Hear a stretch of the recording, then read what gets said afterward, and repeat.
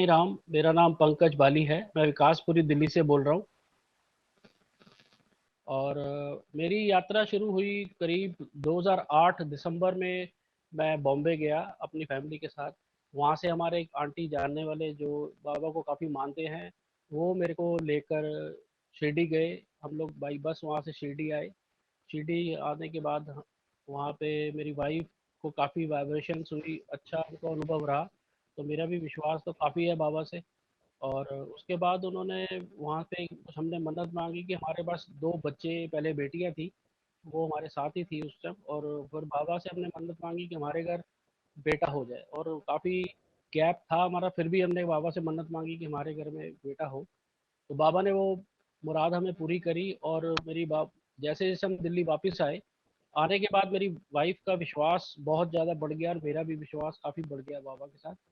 और फिर मेरी वहाँ से ऊदी जो हमारे को मिली, वो ऊदी हम रेगुलर माथे पे लगाते हैं, उसको अपनी जी पे लगाते हैं। मेरी वाइफ जो है रेगुलर उस ऊदी को खाती थी, और कोई भी तकलीफ होती थी तो उस ऊदी से ही वो सब ठीक हो जाती थी।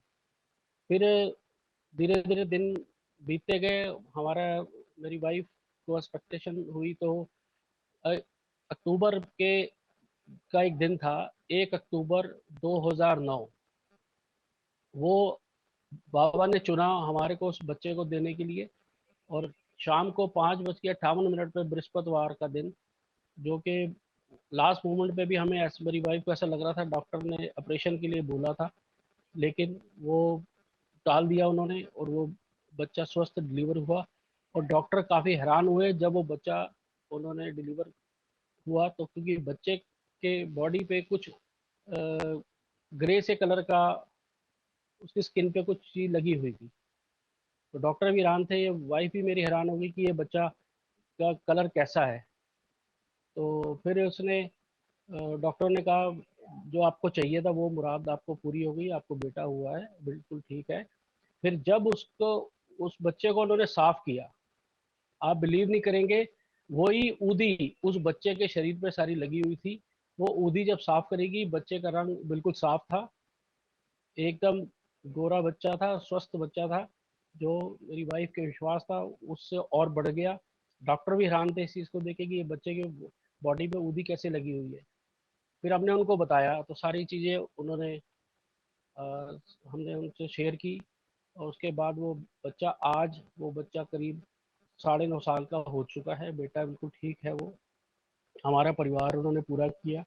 ऐसे करते करते विश्वास बढ़ता गया हमारा। 2010 में उस बच्चे का जब पहला बर्थडे हमने मनाया, उस पे हमने साई संध्या ऑर्गेनाइज कराई। मैंने अपने घर पे परिवार सबको बुलाया मैंने, और बहुत अच्छी संध्या हुई।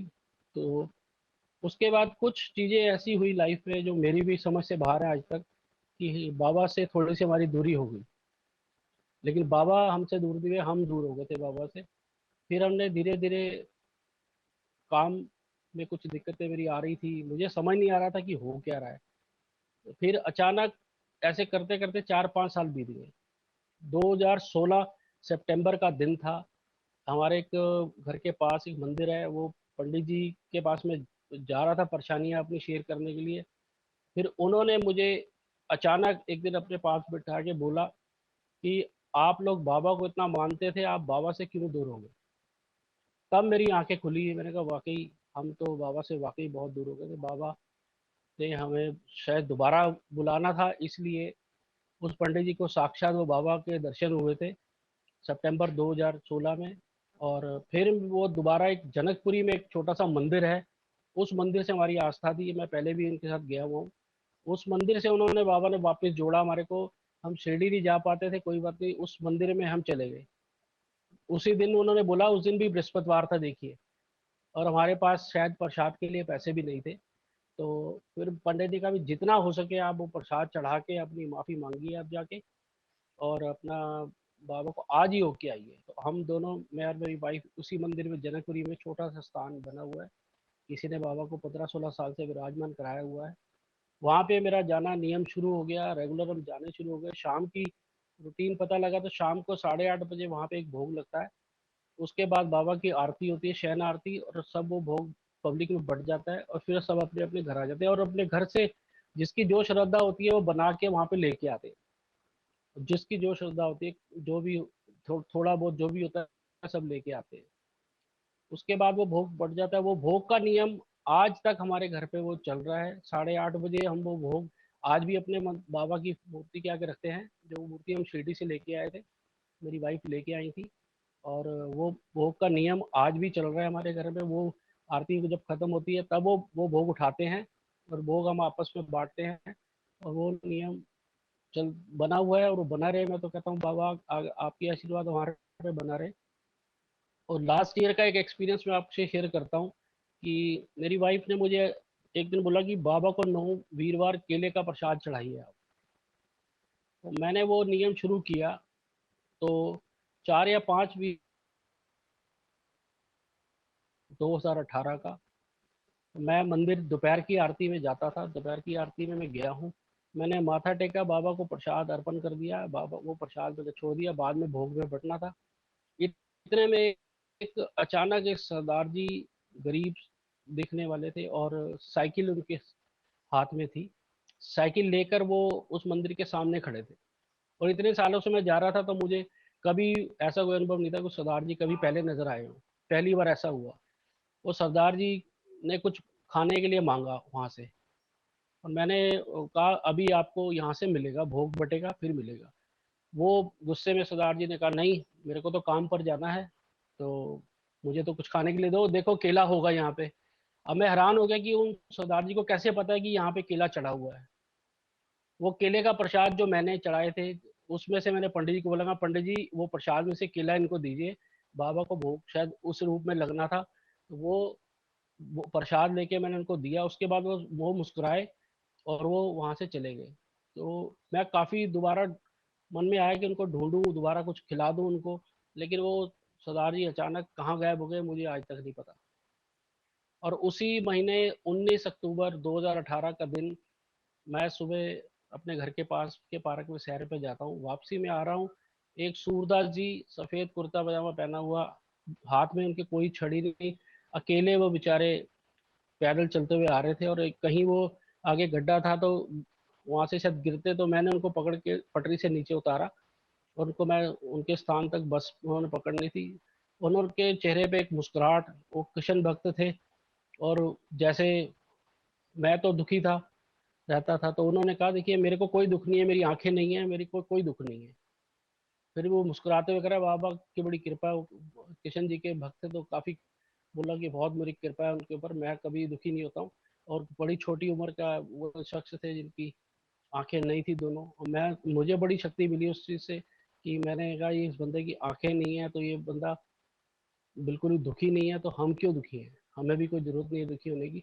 उसके बाद जीवन में काफी चेंजेस हुए हैं। बाबा हमारे साथ हैं, पल पल हमारे घर में विराजमान है, हमारे दुख सुख में देख रहे हैं सब। थोड़ा टाइम जरूर ले रहे हैं, हमें दोबारा अपने चरणों में जोड़ रखा है। नियम से हम लोग जाते हैं। आज भी बृहस्पतिवार का दिन है, 12 बजे की आरती हम अटेंड करके आए हैं दोनों, मैं और मेरी वाइफ। वो नियम बच्चों को भी हमने शुरू कराया है, वो भी उनकी भी आस्था बढ़ती जा रही है। धीरे धीरे बाबा की कृपा हमारे पर फिर हो जाएगी, हमें पूरा विश्वास है इस बात का। और इस तरह ही बाबा कृपा बनाए रखे और मैं उनके नाम से ही जाना जाऊं। उनके कुछ काम कर उन्होंने मुझे दर्शन दिए हैं, स्वप्न में कुछ काम बोले हैं, वो काम मुझे पूर्ण करने हैं किसी तरह। और वो जैसे जैसे टाइम आएगा मैं खुद उसको पूरे करूंगा। और बाबा को भी विराजमान कराना है अपने घर में। मैंने साक्षात जो उन्होंने मुझे हुक्म किया हुआ है, कब वो करेंगे कृपा ये उनको पता है। ओम साई राम, जय श्री राम। मैं अपना एक्सपीरियंस आपसे धीरे धीरे शेयर करता रहूंगा आगे भी। जैसे जैसे मुझे कुछ अनुभव होंगे मैं आपसे जरूर सुनूंगा। और सबसे बड़ी चीज और है, एक हमारे को मेरे पास एक अद्भुत किताब है बाबा की। इसमें बाबा के प्रश्न, आपके प्रश्न बाबा के उत्तर, एक किताब है। इस किताब में से जब हमारे को कुछ अड़चन समझ होती है तो हम एक इसमें से एक नंबर हमारे को रिवील होता है, उसको हम पढ़ते हैं, उससे हमारे को डायरेक्शन मिलती है कि हमें लाइफ में क्या करना है। और जो बाबा इसमें कहते हैं वो हम उस किताब से देखकर वो काम करते हैं। धीरे धीरे इस किताब से भी हमारा बहुत जुड़ाव है। ये हम अचानक ऐसे ही लेके आए थे, मेरी वाइफ लाई थी साईं बाबा मंदिर रोहनी से। लेकिन इस किताब ने हमारी बहुत मदद की है। और अद्भुत चमत्कार है, आप सच्चे मन से कुछ भी मांगिए, इस किताब से आपको जवाब मिलेगा। 1 से लेकर 750 नंबर तक के आंसर इसमें अवेलेबल हैं। और आप ये किताब जहाँ से मंदिर से मिले, मैं तो मेरी प्रार्थना है सबसे, इस किताब को लेके अपने घर में रखिए। और कई लोगों से हमने शेयर किया है इस चीज़ को, और उनको आंसर इसका बहुत परफेक्ट आंसर उनको मिलता है इसमें से।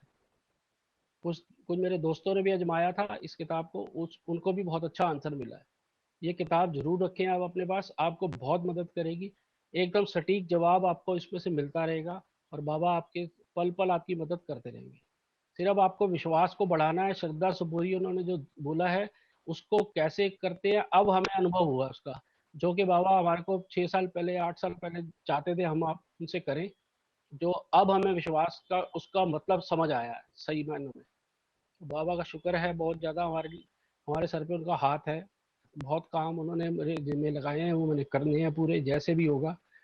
प्लीज़ मेरी इसमें बाबा मेरी मदद करते रहते हैं धीरे धीरे, और मेरी मार्गदर्शन करते रहते हैं। बोलते कुछ नहीं है, लेकिन मेरा मार्गदर्शन बहुत तरीके से किया उन्होंने, इसलिए मैं उनका बहुत शुक्रगुजार हूँ। और मेरा परिवार सारा उनसे नतमस्तक है।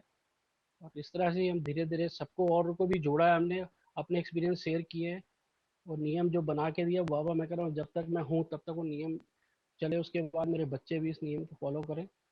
ओम साई राम, ओम साई राम।